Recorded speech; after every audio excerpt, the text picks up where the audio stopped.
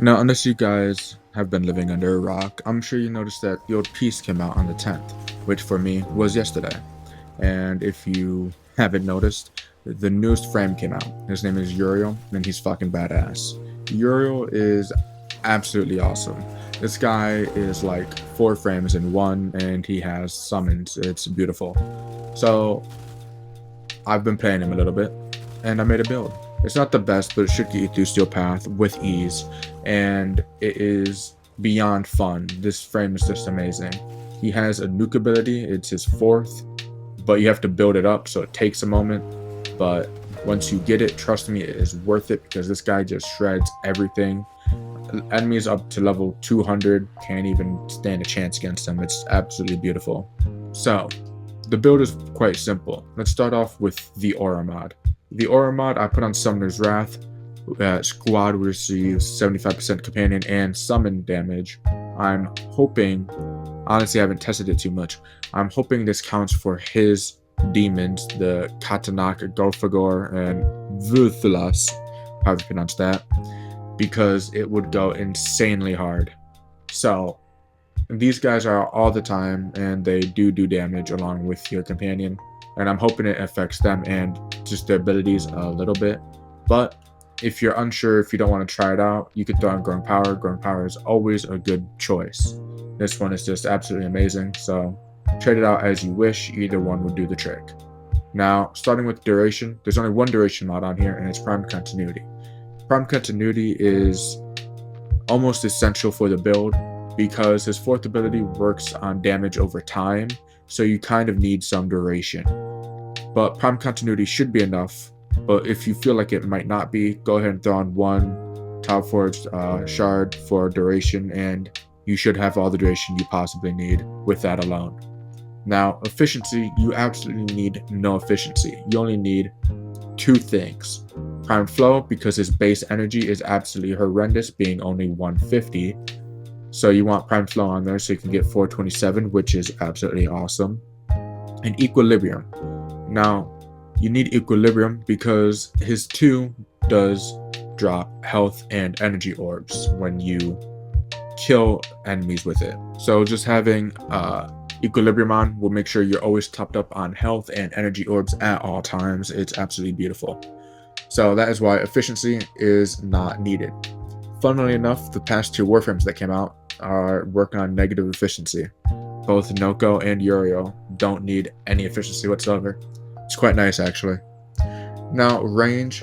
You want some range because his 4th ability is, range and all. It does work on range, radius 21 meters with just stretch on. Cunning Drift would also do the trick if you'd like. I don't recommend overextended, but I haven't tested it too much yet. So if you want, you could also throw on overextended over adaptation, but this build relies heavily on ability strength, so I haven't tested it. And speaking of, when it comes to ability strength, you have Blind Rage, which is damn near necessary, 99% ability strength for just negative efficiency. And as we already mentioned, efficiency means nothing. And Umbral Intensify. You can trade out Umbral Intensify if you'd like for Precision Intensify, because you want mostly his 4 to be doing a lot of damage. But since his 4 does have built up, you do want to be doing damage with the other abilities, which is why I don't personally use it. I'd rather just throw on the Umbral Intensify and have pretty good damage overall. And then Archon Vitality. Status effects from abilities that deal heat damage procs will be applied twice. So basically, when it procs once, it does it twice. And that's amazing because every single one of his abilities does the heat damage proc. So you should just be raking in all that damage. Now, I do have adaptation on here for some survivability because I have a skill issue of dying a lot. This prevents that. It's a very lazy way of not dying. You could don other things if you prefer. If you have a better way of not dying, I just did adaptation because I'm lazy. It's the same reason why I threw on those Omniformos, because I am lazy.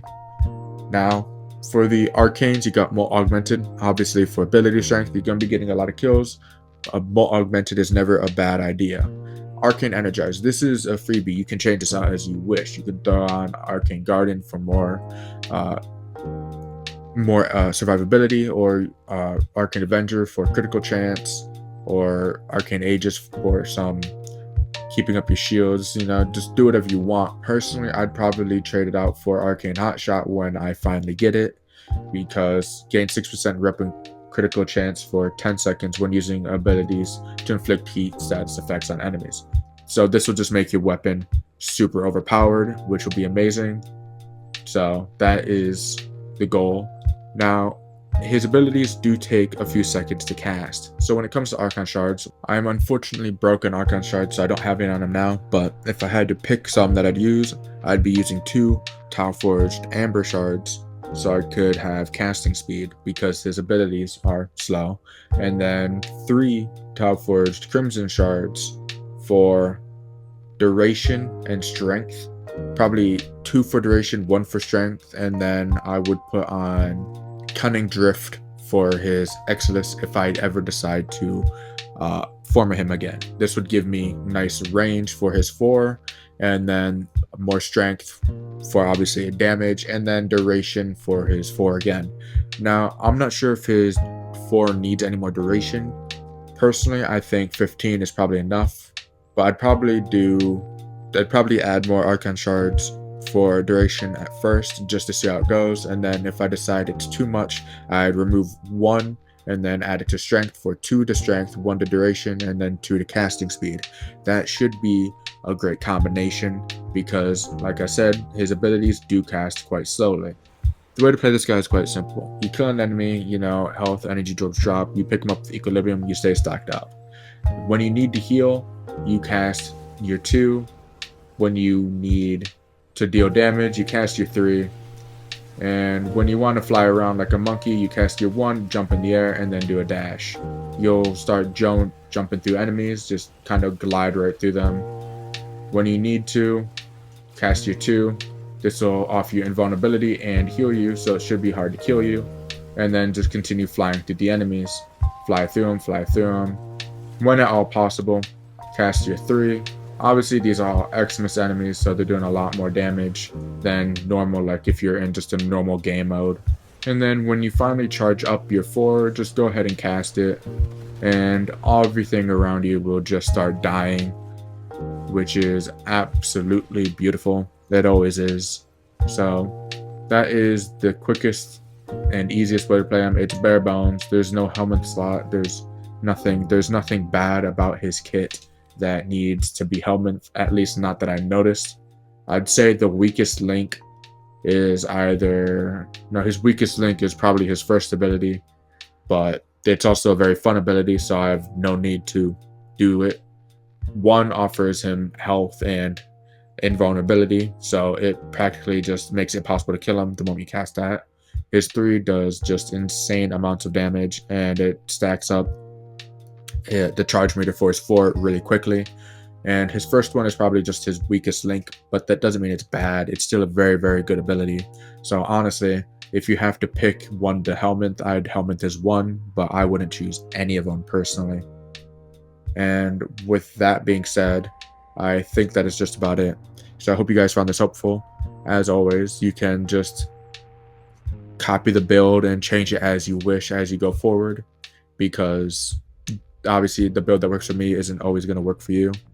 And if you do have some comments about the build, please let me know. I just started playing them, so this is like a beginner's general guide build. It's not like set and done. I'll probably update it here and there, though I probably won't make a video on that. Now, with that being said, that is just about it. Hope you guys found this helpful. Until next time.